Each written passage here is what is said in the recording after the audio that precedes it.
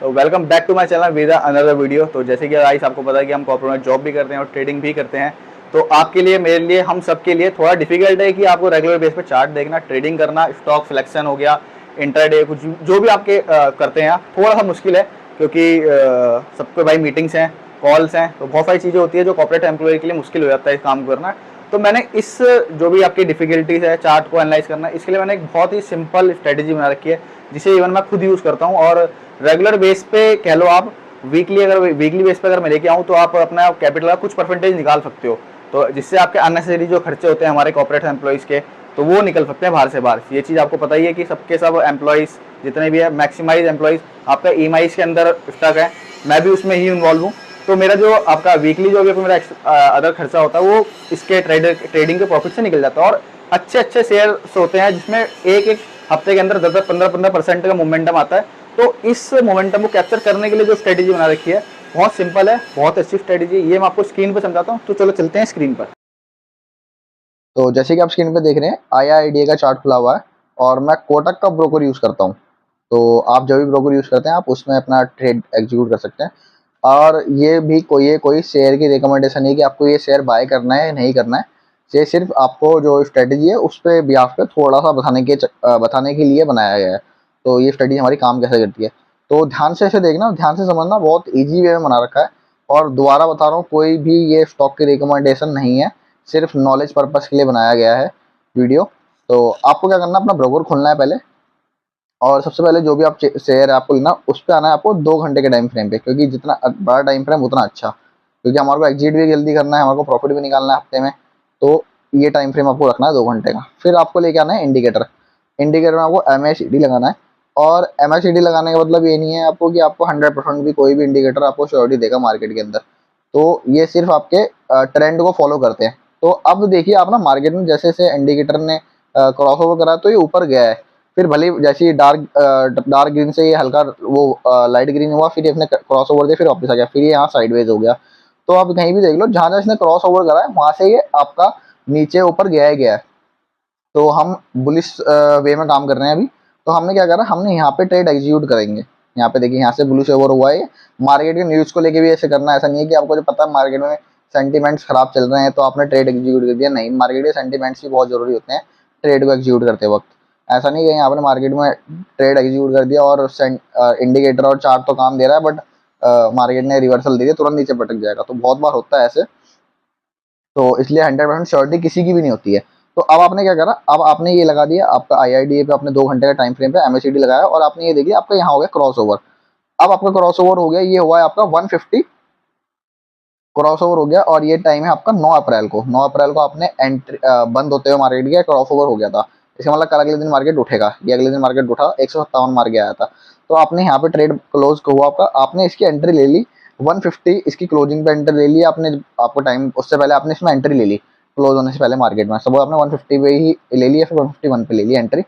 अब क्या होगा आपका, अब यहाँ से आपने एंट्री ली, उसके बाद आपका मार्केट में ट्रेड एग्जीक्यूट हो चुका है और मार्केट हो चुका है बंद। तो आपको कंफर्मेशन कैसे लेंगे भाई, अब कल के दिन खुलेगा। फिर आप क्या करोगे, अपना सुपर ट्रेंड, जैसे कि आप नाम समझ ही रहे हैं, सुपर ट्रेंड, कि हमारा ट्रेंड कितना सुपर है। तो सुपर ट्रेंड से समझ में आ रहा होगा आपके कि ट्रेंड कैसा है हमारा। तो आपने यहाँ पे देखिए, यहाँ पे आपने 9 तारीख को आपने ट्रेड एग्जीक्यूट करा।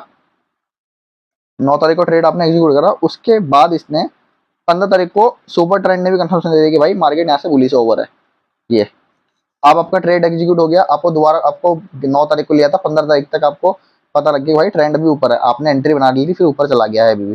तो अब आपको टाइम आ गया भाई एग्जिट करना है। आप इतना टाइम तक तो फिर ट्रेड को होल्ड नहीं करोगे। फिर आपको एग्जिट कैसे करना है, एग्जिट करने के लिए करना है, टाइम फ्रेम करना है आपको छोटा 1 घंटे का, और हाइकन ऐसी कैंडल लगा देनी है। हाइकन ऐसी कैंडल आप जैसी लगाओगे, आप ये देखो यहाँ पे क्या हुआ है, हमारा रेड कैंडल बना है और उसके बाद मार्केट नीचे आया, और आपका MACD ने भी नीचे डाउन डाउन की तरफ कर दिया स्टार्ट। ऐसा नहीं है कि ऊपर नहीं जा सकता, अगर मार्केट के सेंटीमेंट अच्छे हुए तो वापस क्रॉस, ये वापस दोबारा नीचे से ऊपर मुड़ जाएगा। तो आपने जैसी हाइकन ऐसी लगाया, हाइकन ऐसी के आपकी एक कैंडल ये बनी, एक कैंडल बनी, दूसरी कैंडल पे आपको हाई या लो पे या ओपन, मतलब जहां पे भी आपको एग्जिट करना है, हाई लो पे आपने इसकी एग्जिट कर दिया, आपने इसकी एग्जिट कर दी हाई पे। तो ये आपका ट्रेड बन गया। और आपने कब लिया था, आपने 9 तारीख को आपने ये ट्रेड लिया था, 9 तारीख को बंद होते हुए मार्केट को। 9 तारीख को लिया था, 10, 11, 12, 13, 14 और 15, 16 को आपने एग्जिट कर दिया ट्रेड। तो आप दिखाता हूँ कैसे आपको इसमें प्रॉफिट हुआ है। भाई सपोज आपने ट्रेड लिया 153 पे, आपने एग्जीक्यूट कर दिया ट्रेड, ठीक है। वो मार्केट नहीं गया था मानता हूँ मैं, बट मैंने थोड़ा सा 1 पॉइंट ऊपर बनाया मार्केट में।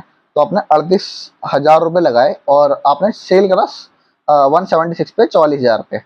आपको प्रॉफिट कितना हुआ? 5,750 का, कितने? एक दिन के अंदर। तो ऐसा ये ट्रेड है जो काम करते हैं, ये ट्रेड काम करते हैं और ऐसी ये साइकोलॉजी है जो काम करता है। दूसरा शेयर ले लेते हैं हम, हमने DLF भी ले रखा है, तो अब ये DLF पे हम कर देते हैं।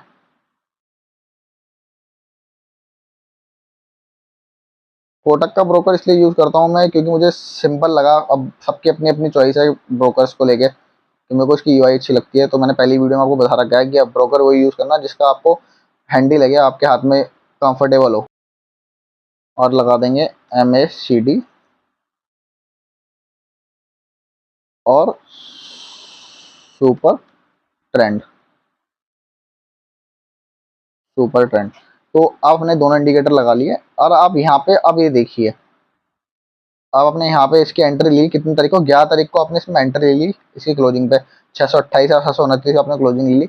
उससे नीचे का इसका, इसकी कैंडल का, इसका SL लगा के चलना है। कितने का SL है?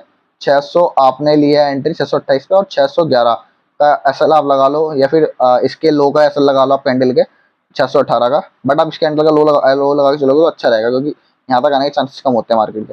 फिर आप जूम करो मार्केट में, अभी आप देखो आपने यहाँ पे एंट्री बनाई इसकी 11 तारीख को, और ये फिर आपका 11 तारीख को आपने एंट्री बनाई, और MACD ने आपको 15 तारीख में कंफर्मेशन दे दिया कि सुपर ट्रेंड ने भी कंफर्मेशन दे दिया आपने कि अब ऊपर जाएगा मार्केट।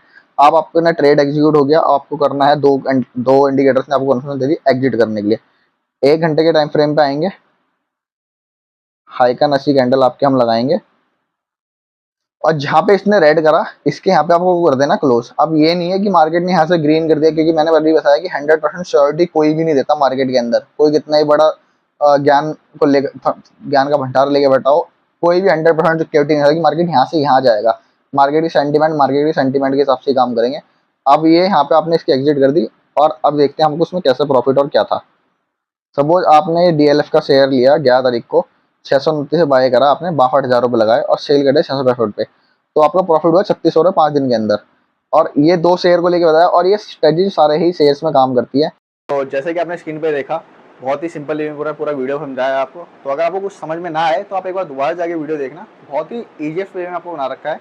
और अब कुछ लोगों के सवाल होंगे कि आपने ये तो बता दिया है, फिर अब हम क्या नाम है स्टॉक कैसे सेलेक्ट करेंगे, क्योंकि ये कौन से शेयर के अंदर, कौन से स्टॉक के अंदर ये मोमेंटम आने वाला होगा, हम उसे कैसे कैप्चर करेंगे। तो इसके लिए मैं एक अच्छी वीडियो दोबारा बनाऊंगा जिसमें आपको स्टॉक सिलेक्शन का होगा, का पूरा वीडियो बनाऊंगा उसमें कि आप कैसे स्टॉक सेलेक्ट करोगे, कौन सा स्टॉक कब लेना है। तो चलिए इसके बाद मिलते हैं नेक्स्ट वीडियो पर। Thank you so much.